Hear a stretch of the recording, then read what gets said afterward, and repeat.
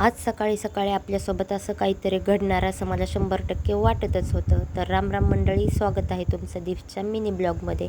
आज आपला बऱ्याच दिवसातून ब्लॉग येतो. याचं कारण असं की मी पाठीमागील 15 दिवस मी आजारी असल्यामुळे आपण काही एक पण ब्लॉग बनवलेला नव्हता.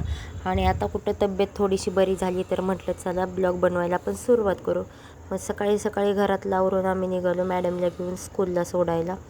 कारण बऱ्याच दिवस तिचं पण स्कूल बंक झालं होतं, 10-12 दिवस. मग नंतर तिला घेऊन निघाले होते मी. माझी पण तब्येत खूप खराब झाली आजारी असल्यामुळं.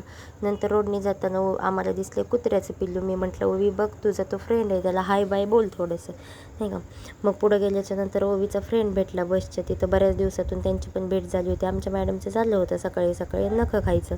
मग नंतर तिला सोडून मी आले घरी, कारण घरातली काही कामं पण पेंडिंगला होती. आणि कसं थोडंसं आजारी असल्यामुळं असं जास्त कंटिन्यू पण काम वगैरे नाही करत. मग आल्याच्यानंतर थोडंसं जेवण करून घेतलं. आणि नंतर मग म्हटलं थोडंसं नारळ होतं घरात, नारळ पाणी पिलेले, ते नारळ फोडून घेतले. म्हटलं त्याची खोबऱ्याची चटणी बनवावी. मग नंतर आपण आडूळसा पिऊन घेतला, कारण आणखी पण तब्येत एवढी पण बरोबर नाही आहे. मग नंतर आम्ही चाललो होतो बाहेर. मग आपण बाहेर जाताना नेहमी आपल्याकडं कचरा किंवा पाण्याची बॉटल असतेच. मग कचरा घेऊन मी निघाले बाहेर. आमचे धनी आणि मी निघालो होतो बाहेर.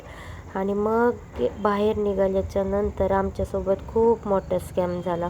म्हणजे मला वाटलंच होतं असं होईल.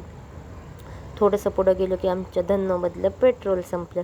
आणि पेट्रोल पंप थोडासा लांब होता. आमचे धनी त्या धनोला 10-12 वेळा वाकडी तिकडे करून पण ती बाई काही शेवटी थोडीशी चालली की लगेच बंद पडायची. आणि मग आमच्या धनीने तिला ढकलत घेऊन गेले पंपावरती. नंतर पेट्रोल टाकून ते आले.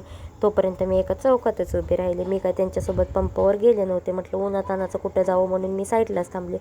घरी आल्याच्या नंतर बनवायची होती मला इडली सांबार. मग काय तयारी चालू केली. इडली सांबार मस्तपैकी बनवलं. त्याच्यासोबतच खोबऱ्याची चटणी वगैरे बनवली. आमच्या सासूबाई आलेल्या आहेत तर म्हटलं काहीतरी त्यांना खायला बनवावं.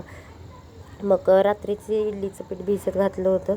इडली सांबार आणि खोबरे पण होते ताजेच, ओले खोबरे होते, त्याची चटणी मस्तपैकी बनवून घेतली आणि मस्तपैकी खाऊन घेतलं. कारण आपण खाल्लं तरच हेल्दी राहणार आहे, नाही खाऊन तर आपण सारखं कंटिन्यू आजारीच असतो. मग एकदम मस्त इडली सांबार झालेलं होतं, त्याच्यासोबतच चटणी.